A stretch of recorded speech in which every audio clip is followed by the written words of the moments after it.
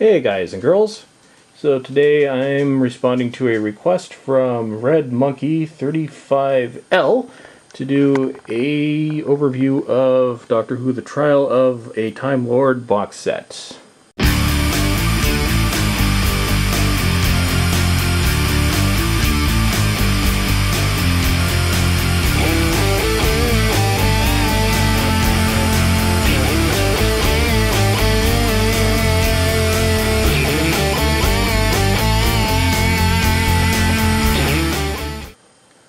And we're back. So this was actually probably one of the last releases that came out before I started doing these reviews as they came out on a regular basis. But Trial of the Time Lord, so a little bit of background on this. After Doctor Who's 22nd season, the show had been put on hiatus. Controller of BBC at the time, Michael Gray, thought that the show had seen better days, even though it was actually still doing very well in the ratings. No one actually knows the real reasons behind it. I know he personally didn't like Colin Baker, and there are a few issues surrounding that, but ultimately became a mystery. But then the show came back, but in somewhat of an altered form. Colin Baker was still playing the Doctor, but the series itself had been reduced down to only 14 half-hour episodes per season. There's Lexi. Yes, she likes Colin Baker too. So we're down to 14 episodes, which had been the shortest season yet in the show's run, and it actually remained only at 14 episodes per season until the end of Sylvester McCoy's run 4 years later. You also might notice that these episodes, they look a little bit different from some of the early ones. It's because this was when they gave up using film altogether and switched primarily, or well, completely just to videotape. And I think, actually, I'm not sure, but they may have been using beta cams at the time. And unfortunately, it kind of gave the show a cheap look. Whereas if you watch some of the shows from the early 80s compared to the late 80s actually look really cheap in comparison to some of the early ones. But as for Colin Baker myself, he's actually my favorite Doctor, and I'll probably get a few comments for saying that one, although it's really the Big Finish releases where I became a fan of Colin Baker. I think he had a tough go of it and wasn't really allowed to explore his character, and then as soon as the season was done, he was essentially fired. He was the only Doctor that was fired in the role and replaced by Sylvester McCoy. So yeah, not the best time in the show's history, and I think Colin Baker was, well, pretty well screwed. But what we're going to do now is take a look at the releases in there, so I'll just show you the box itself. There's the backside, Trial of the Time Lord. This thing is packed with special features. Here are the individual releases, so we'll look at them one by one. I should probably put them in the right order. They're kind of reversed. Okay, so here we go. So the first one, Mysterious Planet. This sets up the kind of the premise of the series. What it is the Doctor's put on trial. And actually the reason why this was called Trial of a Time Lord is because the producers felt that the show was on trial. Then they'd make a story where the Doctor himself was on trial. And many people, including Colin Baker, have questioned whether that was actually a good idea. In retrospect, it probably wasn't. But the Mysterious Planet. So this is a story that happens in the Doctor's past during the trial.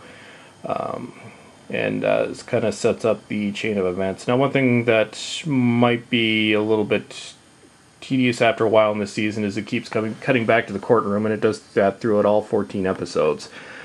So the action keeps getting interrupted. Actually, that was complained about in the documentaries as well. But they all come packed with special features. Like, they went all out on this set when it came out, which was a good thing. And it was actually the Trial of a Time Lord was one of the most wanted DVD releases, oddly enough, even though a lot of people hate this story. It's a combination of 4 smaller stories. I really didn't mind it myself. I first saw this a few years after it originally aired on TV Ontario in Canada. Then here's the second one, Mindwarp. This is probably... Oh, and yeah, one thing that I should mention, the Mysterious Planet was also written by Robert Holmes. It was actually one of the last stories he wrote because he actually passed away during the as they were completing Trial of a Time Lord. So yeah, he unfortunately wasn't able to finish it. Then we go into Mindwarp, and this is the last appearance of Perry. This is actually somewhat of a darker story. It's got more special features, and the return of Syl from the previous season, Vengeance of Veros, who is somewhat of a comedic, entertaining character. He actually, recently, he was in the Big Finish release. Big Finish actually did a set of releases that was supposed to be the original 23rd season that was acted. It was the one that was supposed to be in between these two. So there's Mindwarp. This is by far the weakest, Terror of the Vervoids, and it also introduced the character of Mel, who on the TV series is probably one of the least liked companions in Doctor Who history. She's done, but I should say that Bonnie Langford, the actress who played Mel, has done some releases for Big Finish, and she's actually, like Colin Baker, she's improved on the character a lot. I think a lot of the problems had to do with the way the character was written, but Terror of the Vervoids. So this is the story that takes place in the future, and you have no idea how long into the future this is, because by the time you start the story, the Doctor has a new companion. And actually, Big Finish, they actually use the story, or the space and time in between Terror of the Vervoids and Mindwarp to input a lot of their, or to place in the time frame a lot of their story. So if you look at Big Finish time frame, maybe as much as 50 years has passed between them. Of course, you don't get that sense here, because obviously that wasn't something they were looking to do. But Terror of the Vervoids, yeah, it's a bunch of bug creatures, and yeah, by far the weakest out of the Trial of the Time Lord. And then The Ultimate Foe. Now, this was the 2-episode finale to Trial of the Time Lord, and the 2 episodes are completely unbalanced, and unfortunately there is a reason for that. Episode 1 was written by Robert Holmes, and it's typical of his brilliant scripts. This, of course, also brings back the Master. But unfortunately, after writing the first script, he had gotten ill and then had passed away. And then was not able to finish the script for episode 14.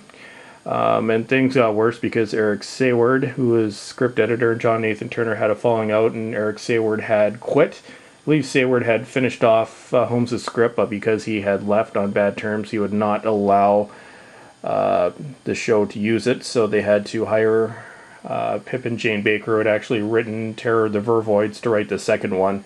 And the second part of this 2-part finale just kind of completely falls apart. Because this is the second part, this has got all the special features on it. This one, also, like I said, it has a documentary which details the troubled years of Colin Baker's reign as the Doctor, which is actually very, very interesting to watch. It also includes this awful farce of a music video called Doctor in Distress. It was kind of a publicity campaign to halt the hiatus, and it is probably the lowest point in Doctor Who's history. So yeah, even if you want to watch that, it is painful to watch. I'll tell you that ahead of time. But anyway, so that is Trial of a Time Lord. So like usual, everyone, thank you very much for watching, and I will see y'all soon, and have a wonderful day.